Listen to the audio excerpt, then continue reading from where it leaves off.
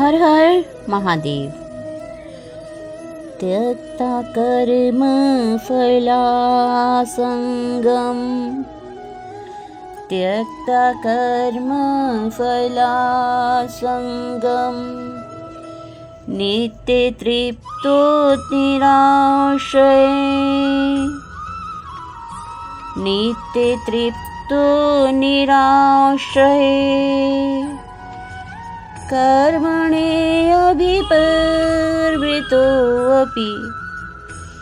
कर्मणे अभिप्रवृतोऽपि, नैव किञ्चित् करोति सः, नैव किञ्चित् करोति सः। यहाँ भगवान श्री कृष्ण अर्जुन से कहते हैं, कर्म फला संगम, जो कर्म फलों की आसक्ति को त्यक्तवा छोड़कर नित्य तृप्त है, हमेशा तृप्त रहता है, निराश्रय है, आश्रय रहित रहता है, स वह कर्मणि कर्म में अभिप्रवृत्तो होपि, पूर्ण तत्पर रहकर भी, नैव किंचित करोति, कुछ भी नहीं करता। अपने कर्म फलों की सारी आसक्ति को त्याग कर सदैव संतुष्ट तथा स्वतंत्र रहकर वह व्यक्ति सभी प्रकार के कार्यों में व्यस्त रहकर भी कोई सकाम कर्म नहीं करता।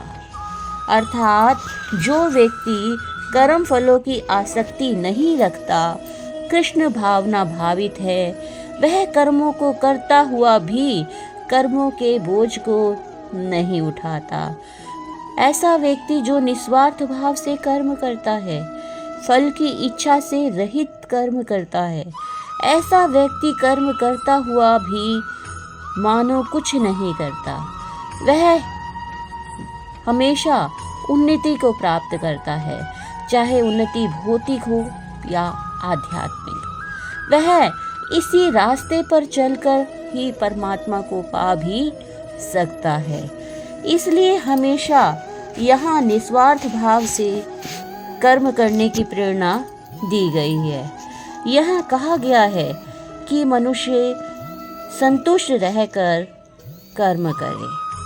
कर्मों के बंधन को इस प्रकार की मुक्ति तभी संभव है जब मनुष्य कृष्ण भावना भावित होकर हर कार्य कृष्ण के लिए करे, हर कर्म कृष्ण के लिए करे। कृष्ण भावना भावित व्यक्ति भगवान के शुद्ध प्रेम वश ही कर्म करता है, क्योंकि जो व्यक्ति कृष्ण भावना भावित है वे भगवान के शुद्ध प्रेमाधीन होकर ही कर्म करता रहता है। फलस्वरूप उसे कर्म फलों के प्रति कोई आकर्षण नहीं रहता, यहाँ तक कि उसे अपने शरीर निर्वाह के प्रति भी कोई आकर्षण नहीं रहता, क्योंकि वह पूर्णतया कृष्ण पर आश्रित रहता है। वह ना तो किसी वस्तु को प्राप्त करना चाहता है, ना अपनी वस्तुओं की रक्षा करना चाहता है। वह अपनी पूर्ण सामर्थ्य से अपना कर्म करता है, अपना कर्तव्य करता है, बाकी सब कुछ उस कृष्ण पर ही छोड़ देता है। ऐसा अनासक्त व्यक्ति शुभ अशुभ कर्म फलों से मुक्त रहता है, मानो वह कुछ भी नहीं कर रहा हो। वह अकर्म अर्थात निष्काम कर्म का लक्षण है।